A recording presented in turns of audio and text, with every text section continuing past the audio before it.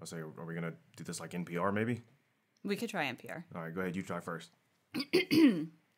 Hi, I'm Miranda HP. And I'm Connor Calloway. Thank you for joining us for... Here at NPR, tragedy strikes the nation today, but we'll bring it to you in a very calm and sing-song voice. Yes, because as we all know, it's important to... Excuse me, sir, I know you're on the toilet, but I have urgent questions for you about the fountains of Cathaidra. Bum, bum, bum. Flushing sound. No, let's do it again. From the top. Hi, I'm Miranda HP. And I'm Connor Calloway. And together we are... The Bountiful Bards. Thanks for tuning in to our one-on-one D&D podcast. The Fountains of Cathaidra.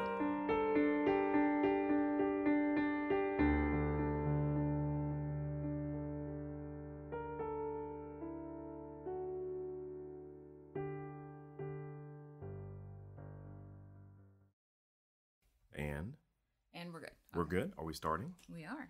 Ooh, are you sure? I remember that one time when we recorded an entire session and then we realized we didn't record it, so we had to go back and ad-lib everything back in? I don't remember that. Me neither, but it's a nightmare I've had before. Oh, I was going to say, that sounds terrible. Doesn't it indeed? I can just barely see your eyeballs over the top of our little blinder here. Hello, dear.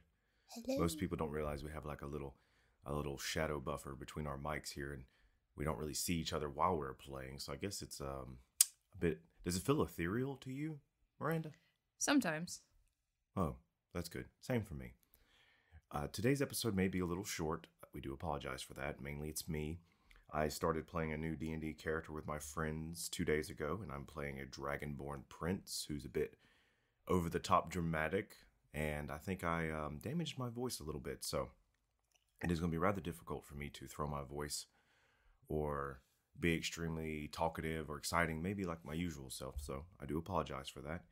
But there's another caveat to this. We are fast. Most DMs out there will understand this struggle. We are quickly reaching to the point where I have run out of prepared material. And it's, we're going to end the session right there. Doesn't that sound great? Yes. And then you're like, okay, what is your characters going to do next so I know what to prepare next? What are your characters going to do? Miranda? Yes? Why do you do this to me in front of everyone? So you'll learn. Oh, through shame. Let us return to the Fountains of Cathaidra. Lia, do you recall last time riding a dragon in a storm? Your brother, for what you believe, being an idiot for fighting somebody that was trying to attack you. Yes, because we were, invisible. Yes. Being chased by? Gryffindors.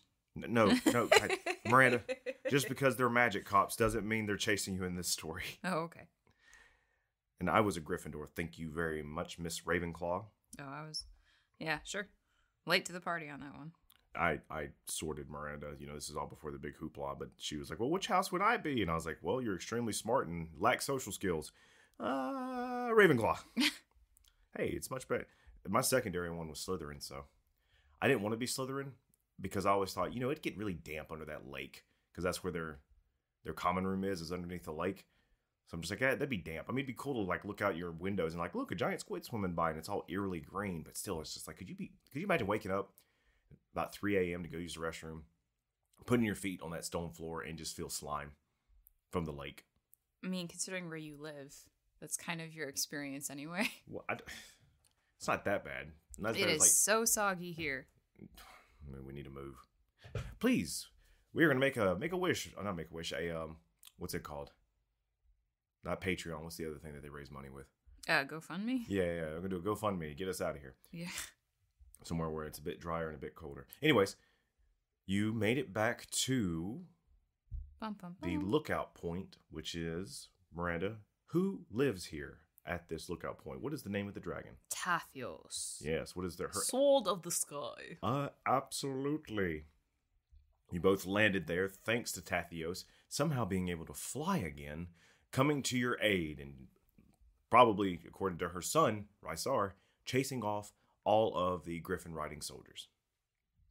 So, you're standing on the cliff, overlooking the stormy clouds below. What would you like to do? Probably go inside, because, I'm sure Lia is not feeling particularly great at this moment. Why is that? because her dumb brother nearly got her killed. Oh, I see. Okay. She's not doing so hot. That is okay. Rysar will lead you inside then if you're ready to go. Yeah, I mean, I want to get away from these just in case they come back. Jimothy sees an arc of cold breath just kind of go through the clouds and cut upward and then down.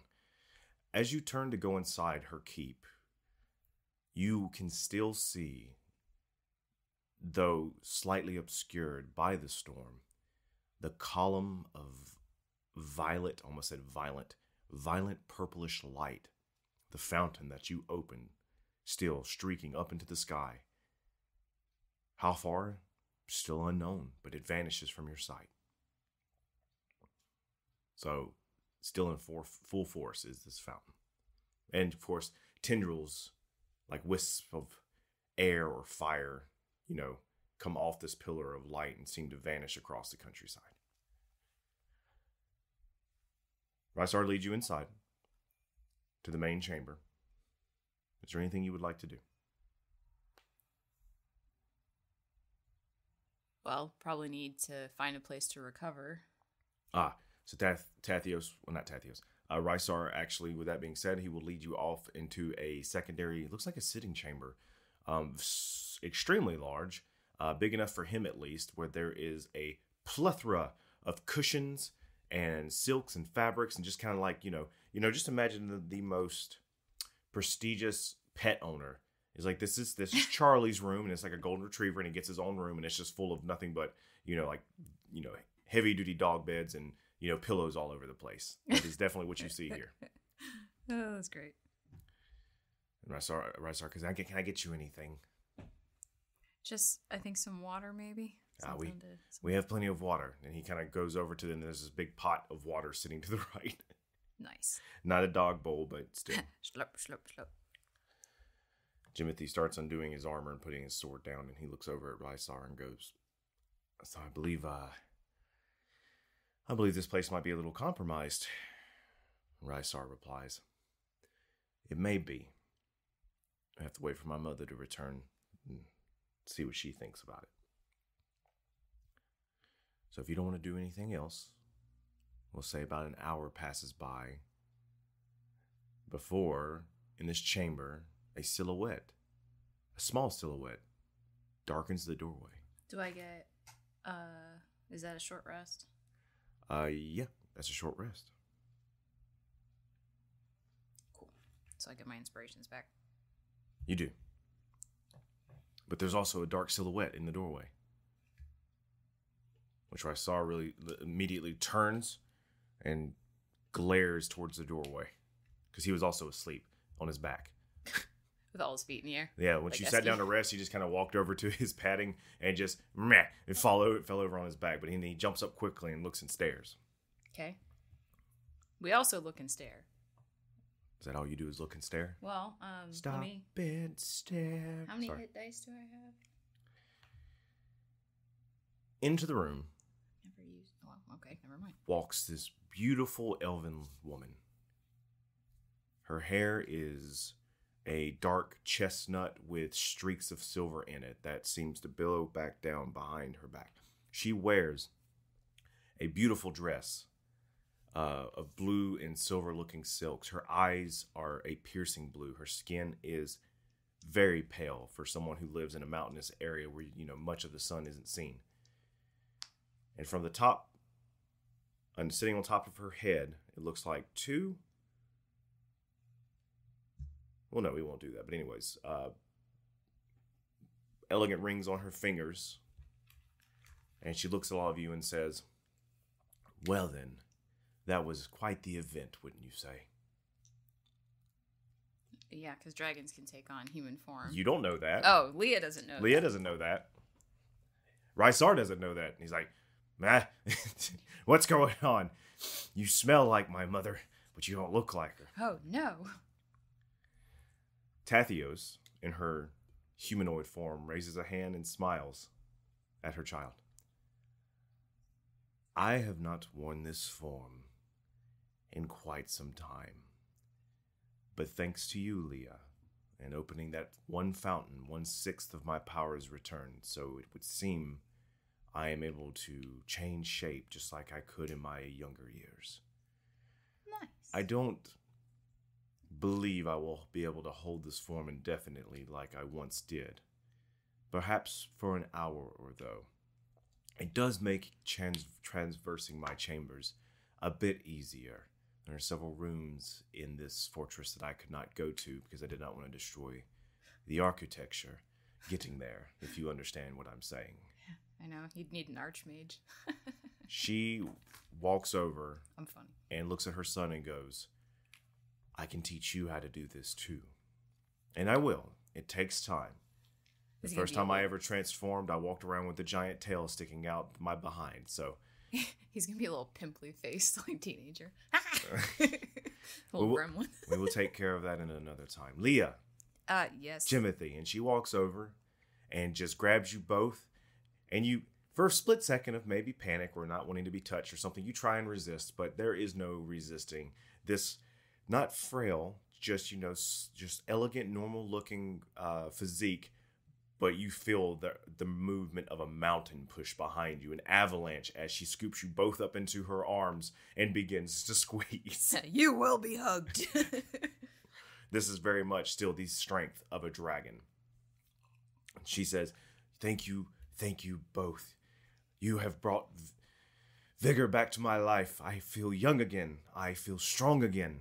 I could fly again. Do you have any idea what that is to a dragon? No. For as little as you both have known me, and she lets go of you both, I am proud of what you both did. And you have my deepest gratitude. Aw, shucks. Aw, shucks indeed. But you've angered the church. Yeah. They are, after I scatter them, the mortals, I believe they are going to start building an enforcement to possibly climb this mountain. So, Rizar, I fear we must abandon our keep within the day. I don't think any of the Griffin Riders would be stupid enough to come here unattended, but if they bring the Archcleric and some of the others, it will not go well. So I wish to leave. Find us a new home. Build us a new home. In a day. Wow. A day. Leave in a day. Oh, okay. Leah, I was like... You and your quips. But rewards are in order. Ooh. For what you did. Shiny. Gifts. For achieving a great feat. More so than just power. Follow me. And with that, she turns and sachets. We'll follow the hot Ellers lady. Miranda. What? This is I'm an a ancient bard. dragon. This is my job. To seduce Everything. NPCs. Rysar turns and his tail hits Jimothy and knocks him over. As seems to be per... Yeah. Per protocol. Per protocol, right. Maybe I'm not fully awake yet. In this new chamber, she walks up to this beautiful oaken door that is definitely large enough for Rysar to go through, but not her. Rysar starts pitter-patting his feet, excited for what's inside. When she's in dragon form, anyway. It's big enough for her now.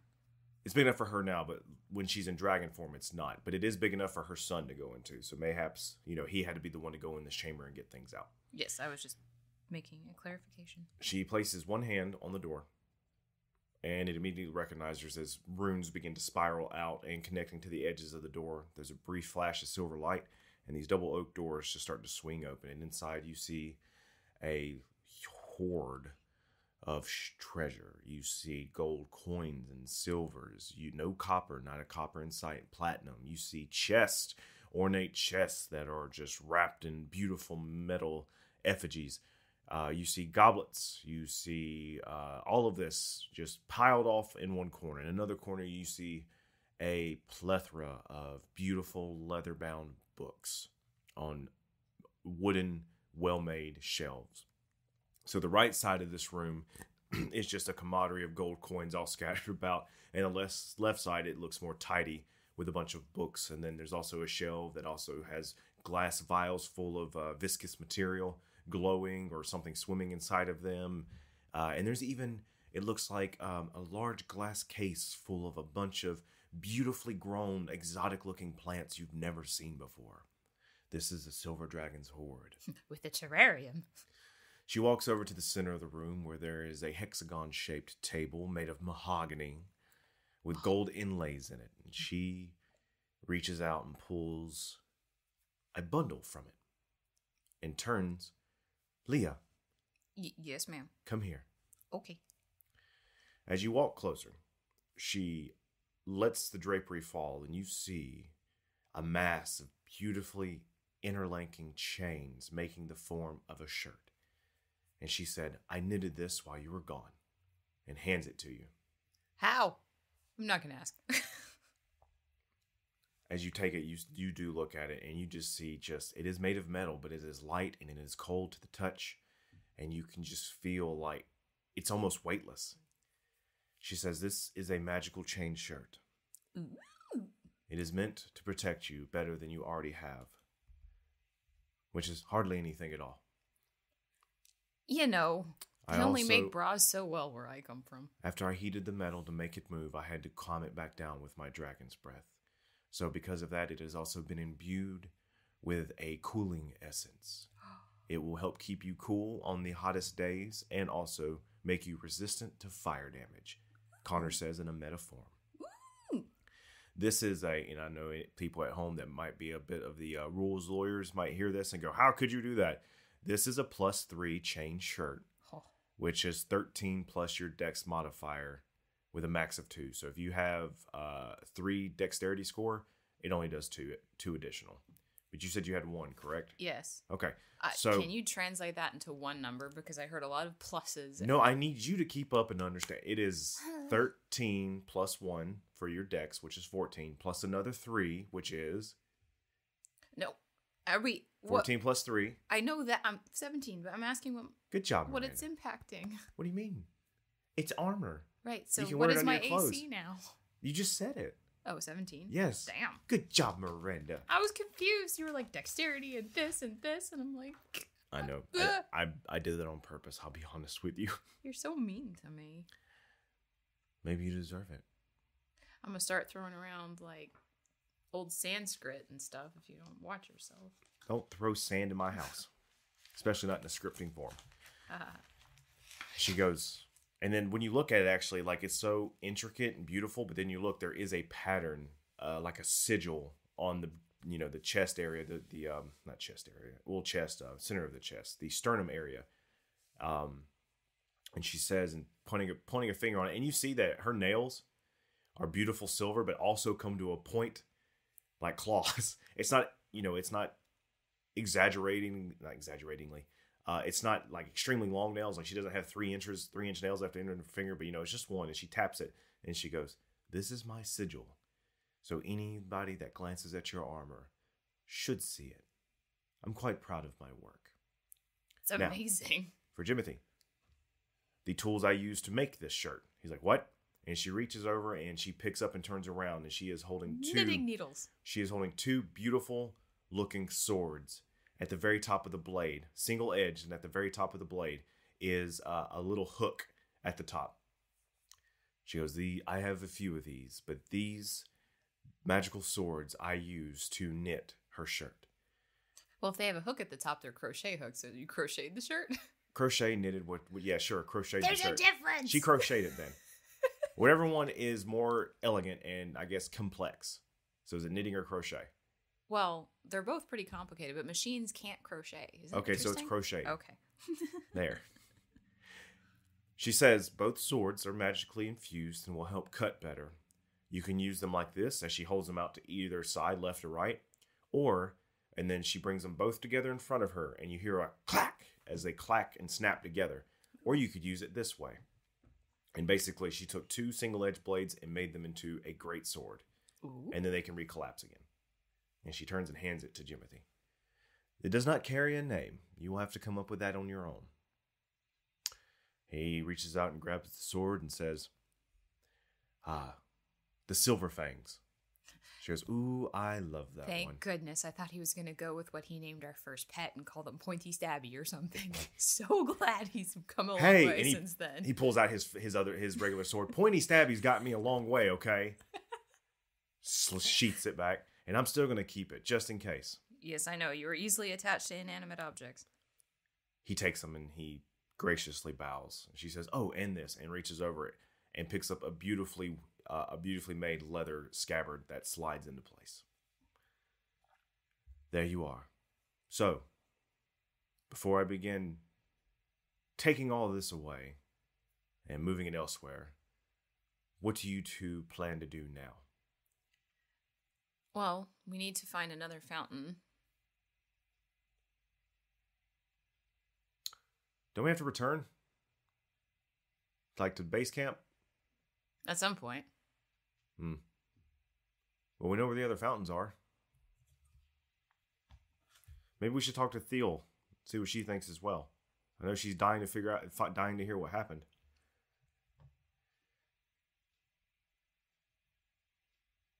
Oh, that's just my hand. Oh, I thought you were trying to get my attention. No, I'm not trying to get your attention. I just placed my hand in a place where Miranda could see it. She was like, what are you doing? And he's just holding it out there. It's not even resting on anything. It's resting on my teacup. Oh, I was like, what? I'm sorry. Here, I'll move the hand back where you can't see it. Thank you. It's alarming me. I'm easily startled by strange things. It should not be there. Tathios goes, I have a teleportation circle.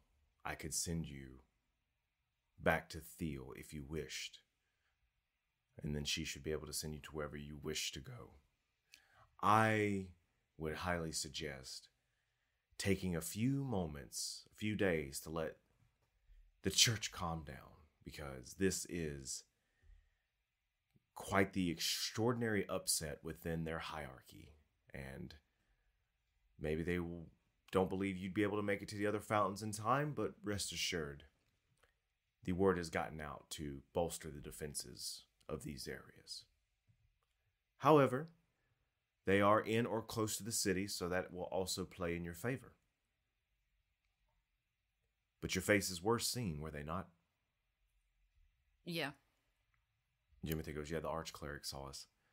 He will tell the others what you look like. Your face will, if it wasn't already, it will be now. Plastered everywhere. You will have a bounty on your head. Dang it, I got rid of the illusion spell. One more thing. And she reaches over and picks up a duffel bag and tosses it to you, Leah. I grab it. This is a bag of holding. What? If you put something inside of it, it will vanish, like a magic trick. Oh. But if you need it back, you simply place your hand within, think about what you want, and it shall appear again in your hand. Wow. If turned inside out, everything inside will be dumped onto the floor. Okay. So don't let anybody do that. Right. But if anybody were to look through your bag, it would just seem empty. These used to be all the rage back in my day. I am definitely going to be putting this to the test, because I'll be like, I need the whatchamacallit. Yep, the whatchamacallit. Yeah, pointy stabby, Jimothy says, pulling out his sword. Hopefully it knows what I'm thinking of, because I can't think of the thing, but I know what the thing is, but I can't think of it. Tathios grins at you both. All right. It's time to get going. I will be in touch once we get moved to another place. Do you understand? Yes. Okay. Out we go. Out. And she kind of shushes her hand for all of you to leave.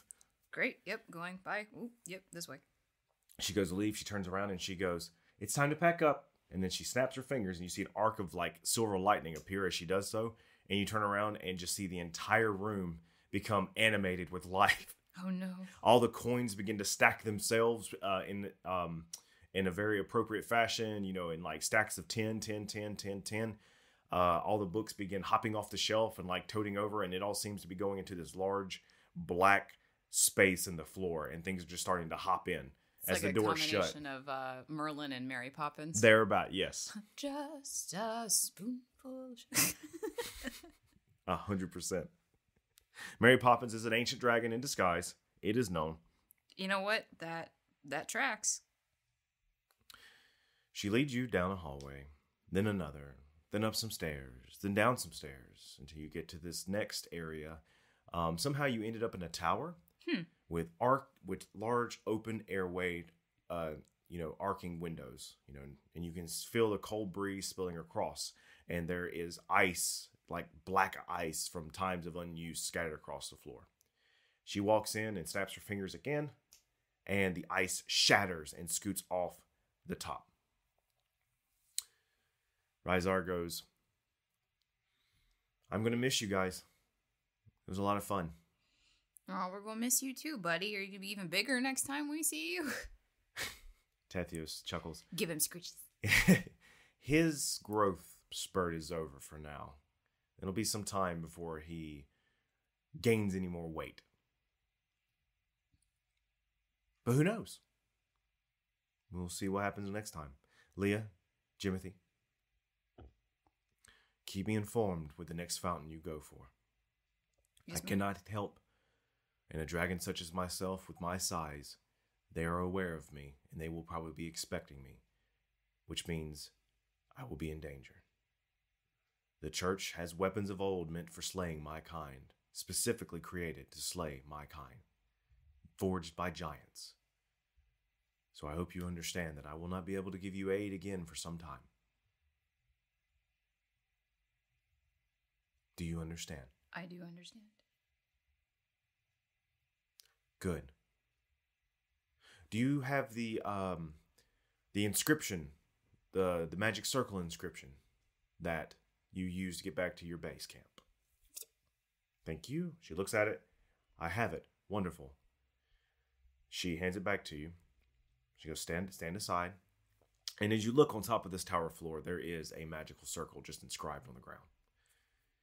And she inhales, and you actually see wisps of cold air go into her mouth as she does so. And then she breathes into two cupped hands, and you see a spiral of magic appear there.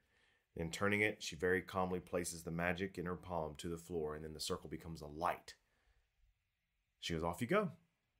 Pip, pip, trio. Off you go. So what do you do? We give Rysar one more scritchies, and then we go. His back foot tips a little bit as you step onto the circle, and Jimothy as well, and you both vanish.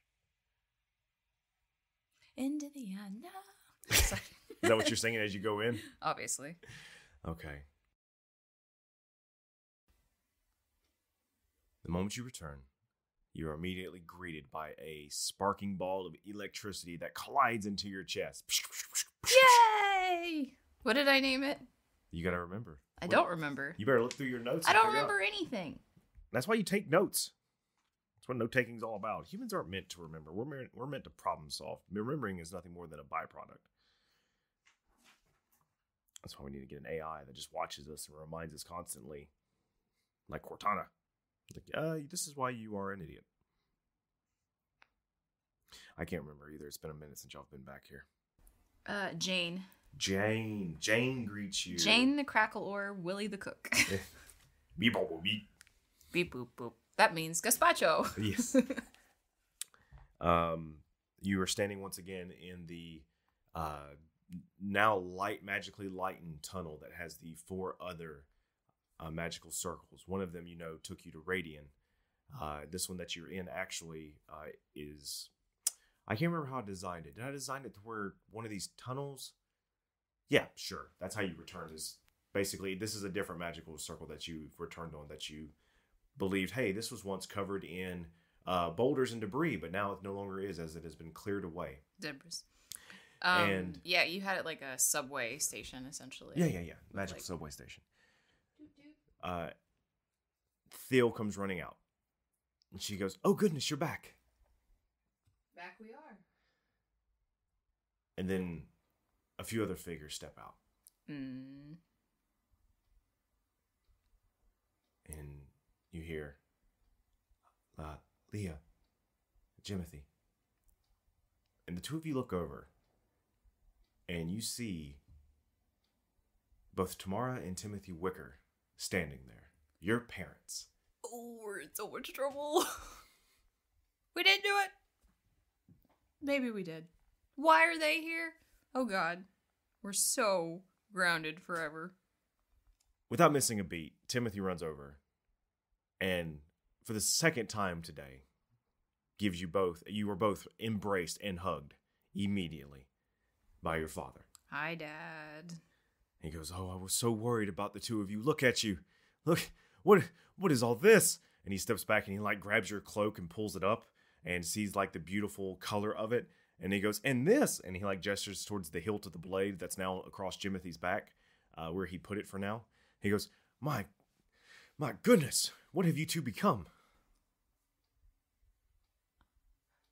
Musician on my part? Please. And Tamara walks up and goes, it seems that the both of them have become heroes from the way I feel currently, and for all the, I guess, commotion going on among the church. Yeah. Sorry about that. We were supposed to send you to the school to be safe, Theo. And Theo kind of looks like, don't look at me. They did this. I was just a bystander. We're pretty good at finding trouble, to be fair. You found more than trouble. Yeah. You found a fountain. It's what Theo told us. Yes. You know about them? Theo told us everything. She brought us here. Can we go sit down? I'm still kind of lightheaded. We had an altercation. A robotic head leans outside of the kitchen doorway with a little chef's hat on and goes, meow, meow. Yes, gazpacho. You smell wafting, the wafting odors of meats and spices and potatoes coming from a pot made of chili. As you all come in and you see the tables have been reset, the chairs have been mended and cleaned. You actually wonder, like, how did they do this? And then you actually see the robot accidentally like break a chair as he's walking by, reaches out his hand, and then the chair just immediately fixes itself. Mending. Yes, these robots have mending in the palms of their hands. I thought that would be pretty cool. You know what? For them being robots, that makes a lot of sense to need that. Oh, yeah, practical. Beep, boop, boop. Yep, cast a mending.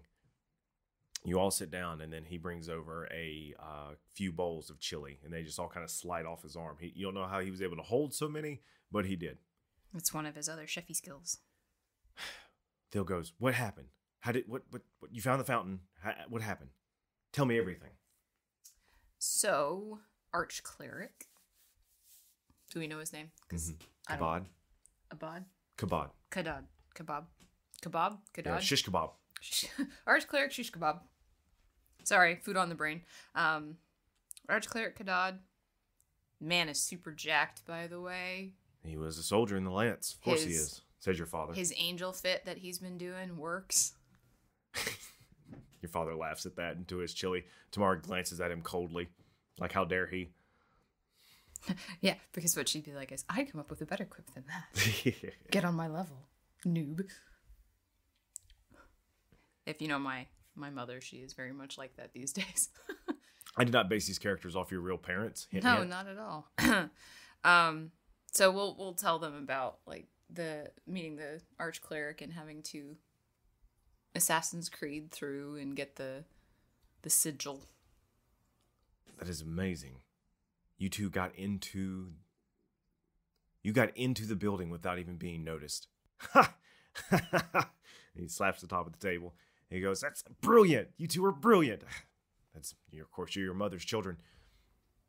Yeah, sorry. But anyway, had a bit of a tussle with Archcleric Kadad. Sucker really hurts, by the way.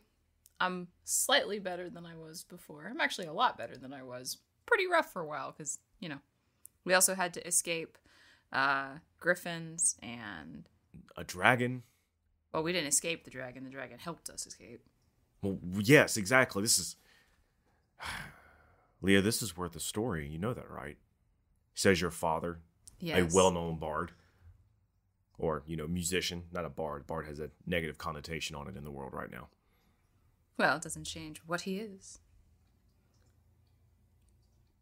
So your magic. How do you feel about that? Well, I love it. I can't wait to see what happens next. Your mother says, am sorry. And Jimothy drops his spoon. Oh. Midway to his mouth. I'm sorry I kept this from you. I did not think the two of you had any magical ability. I was watching closely, and if so I ever saw any of it, I would have told you. You hid it so well from me. And I'm sorry that you thought you had to. I'm sorry, too. We didn't... Well, I didn't really know what to do. I don't know when Jimothy's magic... No, that was after you... That was after you did your thingy, and then I was able to start doing the thingy. Ah, yeah. Mm-hmm. So, you heard him. He did the thingy after the thingy. Right. But I'm more good with this thingy, and he tries to pull out, his sword, but cannot. Not at the dinner table, boy! Your father says, I am also to blame for that, because we always went to the temple and went to mass like we were always supposed to, and they heard all the teachings. We couldn't be honest with them. Yeah, I'm not gonna lie, I'm a little surprised to see you here. I thought that you'd disown us and run off into the sunset or something, and... He smiles at that. A very mischievous grin. Like, just a very knowing twinkle in his eye and a mischievous grin. Oh, daughter, of such little faith you have of me. Maybe it's my turn to tell my secret, since the rest of my family has put all theirs on the table. Whips off a cape that came out of nowhere. Theo goes, yeah, maybe it is about time. I don't even know about this. Your mother, my best friend here, kept saying that you just had secret business you had to be on about. What would happen to the goblins that you told me? Jimothy goes, yeah, what happened to the goblins? Tamar goes, we were able to get them off the civilized road, and they are currently living peacefully in one of the four corners of the map with the corner folk. We were able to relocate all of them. Oh, good. Jimothy goes, how? There was a lot of goblins. And your dad smiles again. Oh, no. Your mother's not the only one that's a part of a secret organization in this family. This camaraderie of magic users that are trying to learn their skills beneath the oppressive eye of the church. I am a part of, and so was Cleric Cathaidra, if you remember the old man that used to give all our teachings. Yes. We are part of the Eclair Luminaire. Is that a pastry? We are fond of pastries, so we decided to, name it off of that. So the spelling, for those at home keeping notes, is ECLAIRE, and the E has a little hat on top of it. Yep. And then you have LUMI, another E with a hat, and then an R, and then an E. Lumiere.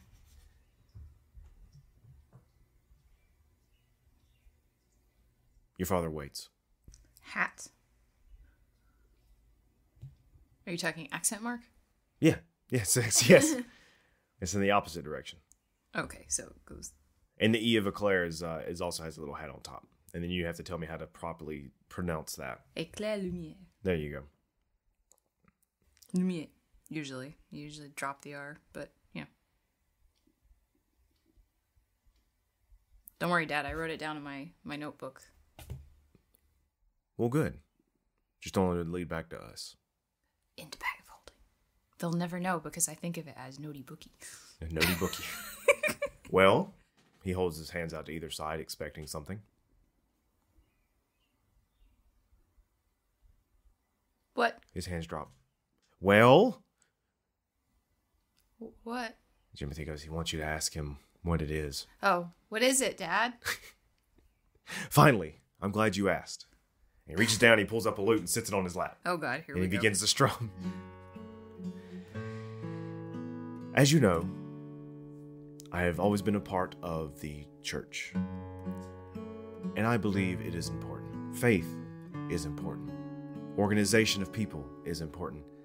Empathy is important. And all of these things are needed.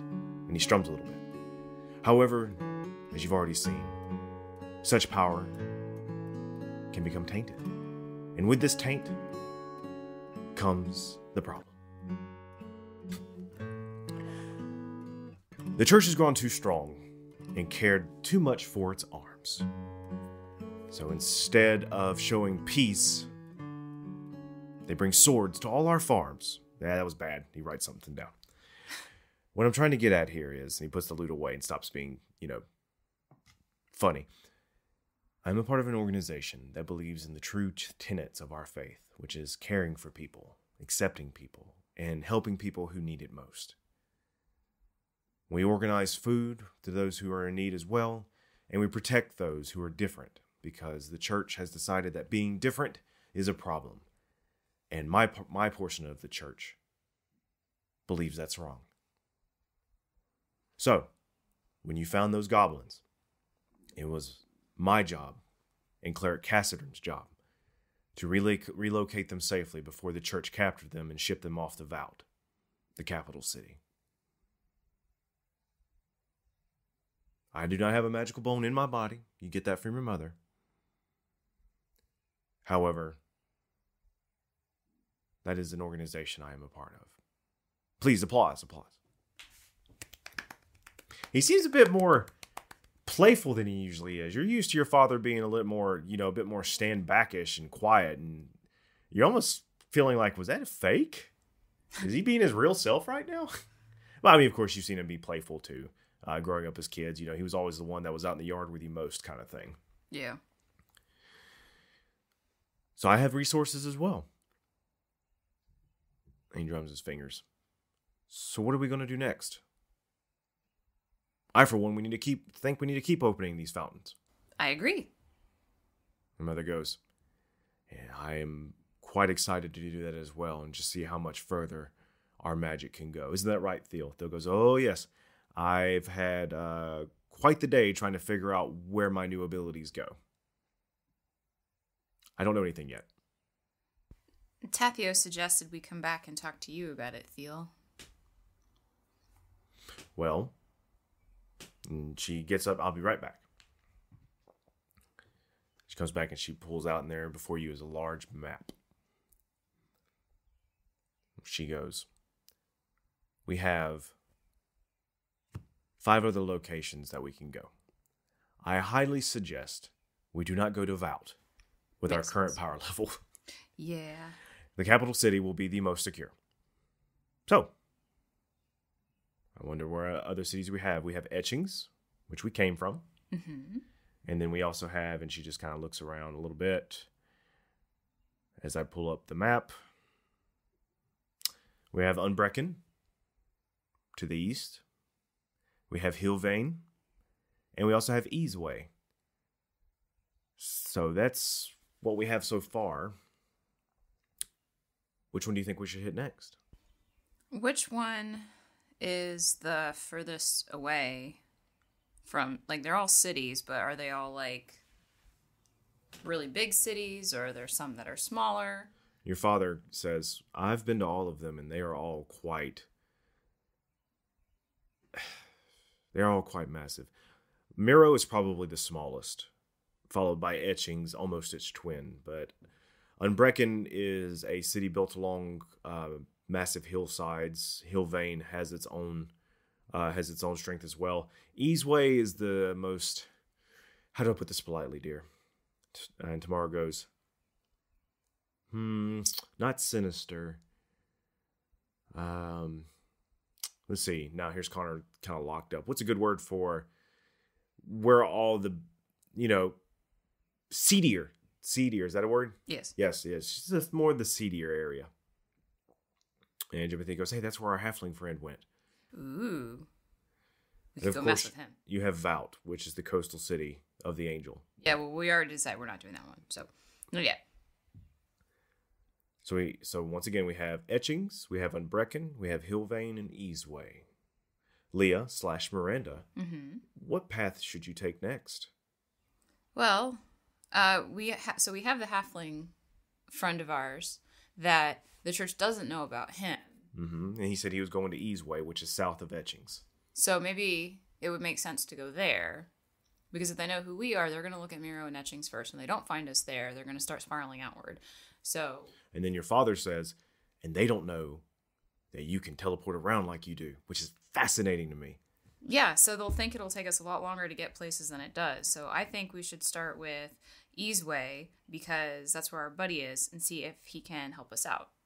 He always seems like he's down for a heist. That sounds like a plan. Tamar goes, Why don't we try and hit or scout out multiple at a time? Ideal. If you want to go to Easeway, Leah, I could go possibly to Unbrecken, or...